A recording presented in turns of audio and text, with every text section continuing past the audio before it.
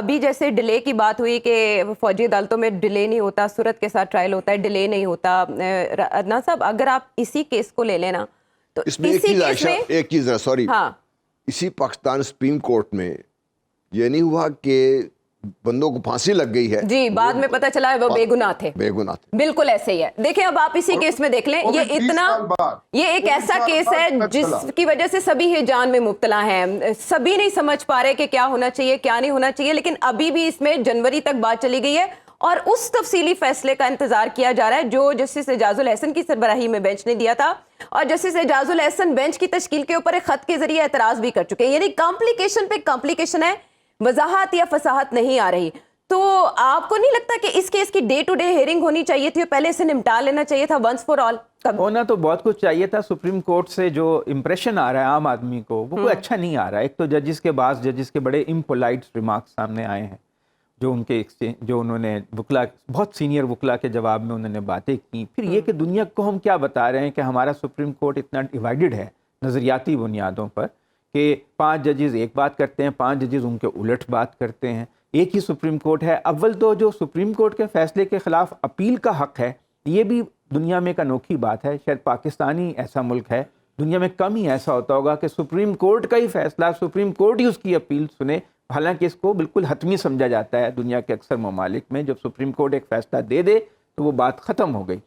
اب جو ڈویژن ہے وہ اپنی جگہ. اب جہاں تک ڈیلے کی بات ہے, دیکھیں جو سول دیوانی مقدمات ہیں ان میں ڈیلے بہت ہوتا ہے. جو فوجداری ہیں ان میں اتنا ڈیلے نہیں ہوتا ہے. عام کورٹس میں بھی, ہائی کورٹ میں بھی اتنا ڈیلے فوجداری کرمنل کیسز میں نہیں ہوتا, اور یہ کرمنل کیسز ہیں. اس میں موٹی بات تو یہ ہے کہ تحریک انصاف کے ورکرز کے گرد گھیرا تنگ ہو رہا ہے, ان کے لیے سپیس کم ہو رہی ہے. آنے والے دنوں میں ان کی مشکلات بڑھیں گی.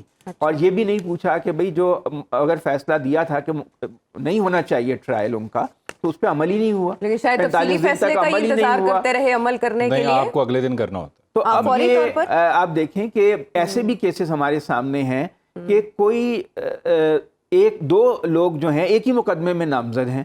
ایک جو ہے اس نے استحکام پاکستان پارٹی جوائن کر لی, وہ آزاد گھوم رہا ہے, اور دوسرا جو ہے وہ جیل میں ہے, وہ 6 مہینے سے لوگ جو ہیں وہ مقید ہیں. تو اس سے بھی تو لوگوں میں ایک سوال پیدا ہوتا ہے نا کہ یہ ڈبل سٹینڈرڈز کیوں ہیں؟ تو کیا کوئی سیاسی بنیادوں پہ یہ سارا کام ہو رہا ہے؟ اس تاثر کو ختم کرنے کی ضرورت ہے. ہمارے جو معزز جج صاحبان ہیں وہ جو بھی فیصلہ دیں, لیکن عوام میں جو یہ ادارے کے بارے میں یہ تاثر پیدا ہو رہا ہے کہ یہ سیاسی بنیادوں پہ, نظریاتی بنیادوں پر منقسم ہیں اور آئین کی ویسی تشریح اور قانون کی ویسی تشریح کر رہے ہیں جو ان کی لیننگز کے مطابق ہے.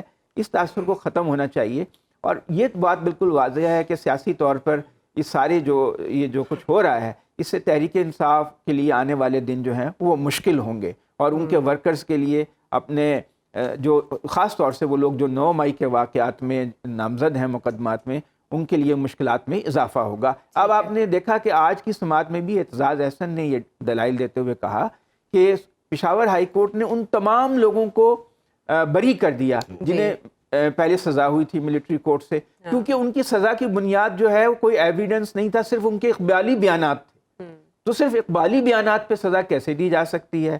تو یہ جو تحفظات ہیں انہیں بھی دور کرنے کی ضرورت ہے. اگر فرض کریں آپ ملٹری کورٹس کو بحال کرتے بھی ہیں سویلینز کے ٹرائل کے لیے, تو کچھ اس میں ایسی شرائط اور ایسی چیزیں رکھ دیں, ایسے سیف گارڈز رکھ دیں کہ وہ جو تحفظات ہیں جیسے یہ پشاور ہائی کورٹ کا مثال سامنے دی گئی, یہ جو ہیں دور ہو سکے. اگر آپ غیر جانبدار اور بے لاگ تجزیوں اور تبصروں میں دلچسپی رکھتے ہیں تو ابھی سنو نیوز کا یوٹیوب چینل سبسکرائب کیجئے اور بیل آئیکن پہ کلک کیجئے.